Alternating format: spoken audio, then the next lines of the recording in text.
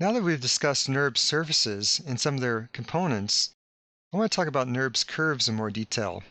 Now, all NURBS surfaces are based on a series of NURBS curves. Now, with a primitive, you're not going to see that. However, you can create your own NURBS curve from scratch or create more than one of them, and thus make your own custom NURBS surface from scratch. So how do you make a NURBS curve? We can go up to Create, up at the top, and go to CV Curve Tool. Once you click CV Curve Tool, you go into a special curve creation mode. So I'll click that. When I do that, my mouse turns into a special X. Now what I can do at this point is click in the View panel, and wherever I click, I'm going to get a vertex. So if I click, move my mouse, click again, and click again, as soon as I have at least 3 vertices, a curve is formed. Now I can continue to click, so I can make the curve even longer and have more vertices if I want to. So click, click, click.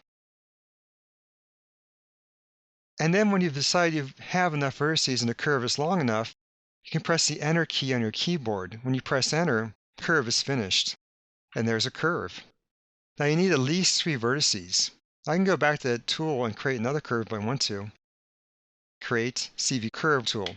Now you notice if I say only click twice, I do not have a curve. I have a red line that's actually a hole for that curve, but it's not the curve itself. So I need to click a few more times. So click and click. Now as soon as the curve appears, which is the white line, I can finish it at that point, so I can hit Enter. It just means I have a shorter curve with fewer vertices, but it's still a curve.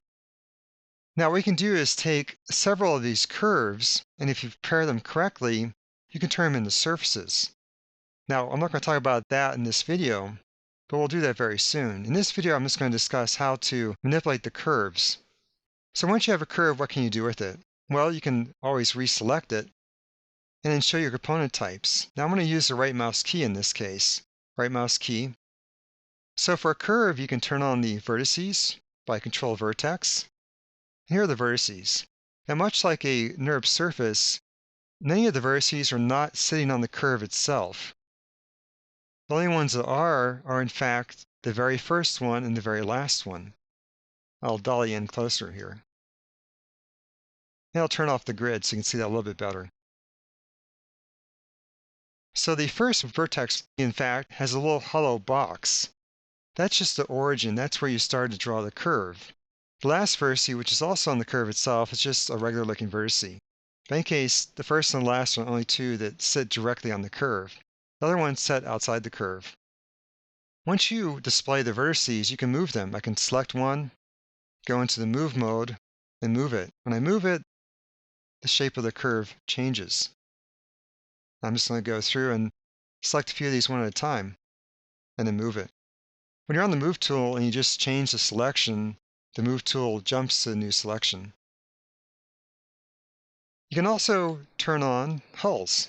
In fact, if you do the right mouse key, there's a hull option. And here's your hull. And just like a NURBS surface, the hull runs through the vertices. Now I can go back up to the status line if I want to and go to Select by Component Type to have more control, so I can activate Vertex and Hull simultaneously.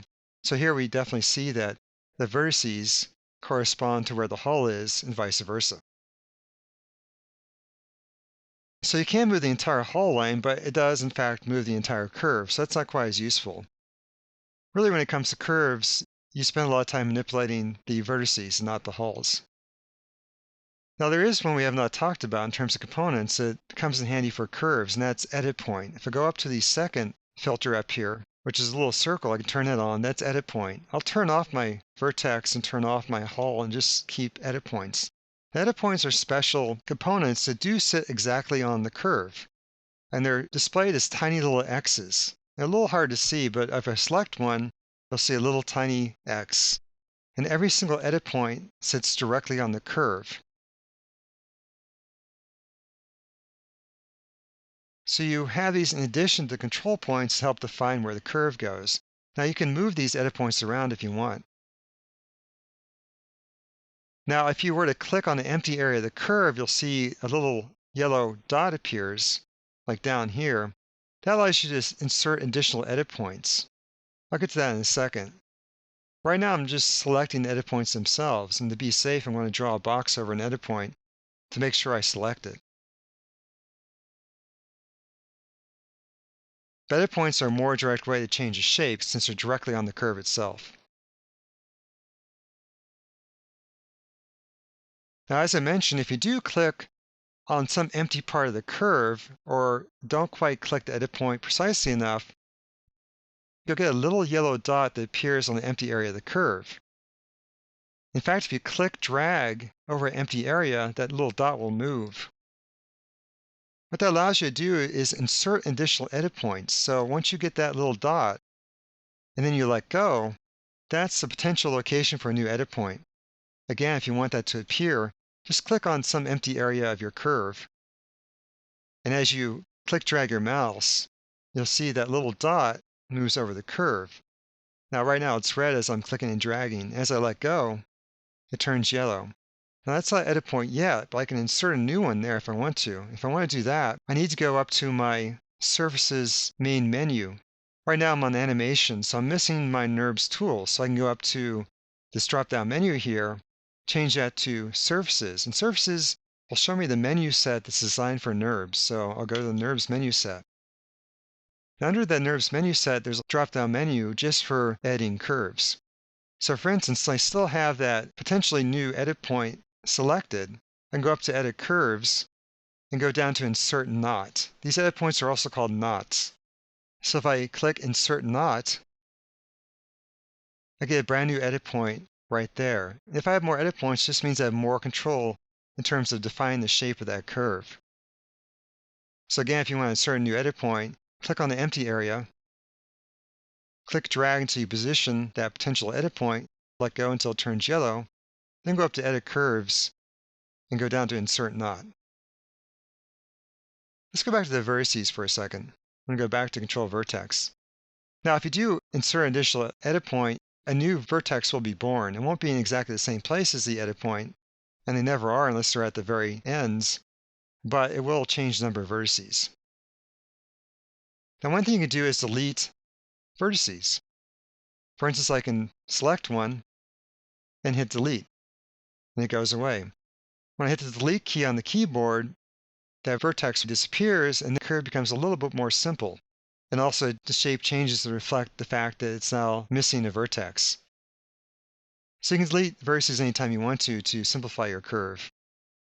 If you want to insert an additional vertex, the way you do it is go to the edit points, insert an edit point, and in turn the edit point gives you additional vertices. So again, in terms of the filter up here, the first filter is vertex, and the second one is edit point. So as I mentioned, there are a number of tools up here under Edit Curves. Now, one thing you can do with curves is attach two curves together. For instance, I have a curve over here. Now, they're kind of separate right now, so what I can do is move the curve. And once you have a curve, you can move it just like any other object. Now, in order to select that curve, you have to make sure that your object type filter for curve is turned on. And its third filter type here is the curve, so all the other ones can be turned off. But you do need to have the curve filter type activated when you're on Select by Object Type. Once you have that on, you can select the curve like an object and move it around. Or rotate it.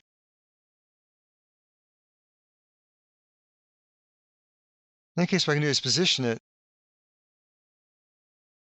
in such a way that they kind of line up. So what I can do is attach these two curves together if I want to, even though they're two separate objects and there's a gap between them. Go up to Edit Curves, Attach Curves. I'll go to the option box in this case because there's some important options to look at. Option box. Now, the first important option is whether I want to keep originals. If I have keep originals checked, I want to have the original two curves left over plus a brand new third combined curve. I don't necessarily want my original curves lying around, so I can turn off keep originals. And now I can connect those two curves together by hitting attach. And now I have a new combined curve. When I do that, it tries to maintain the shape of my original two curves, but in order to get them blended together, it does bend it up here. In that case, it's a brand new curve that was made out of the old two curves. But of course, I still have the ability to move around the vertices or edit points or whatever I want to change the shape. Now you can also detach a curve too. For instance, maybe I want to break this curve into two parts. Now in order to do that, I'm going to have to go back to component type and then turn on edit points. It's something you have to do with edit points visible.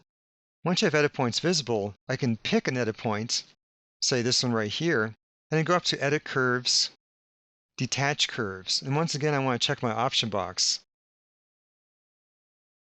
And there's only one option here, and that's keep original.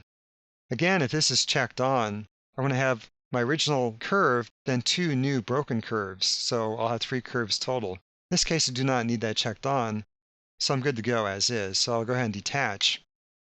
What happens is the curve is actually detached. Now you don't see it yet because they still line up, but in fact, there's 2 separate objects.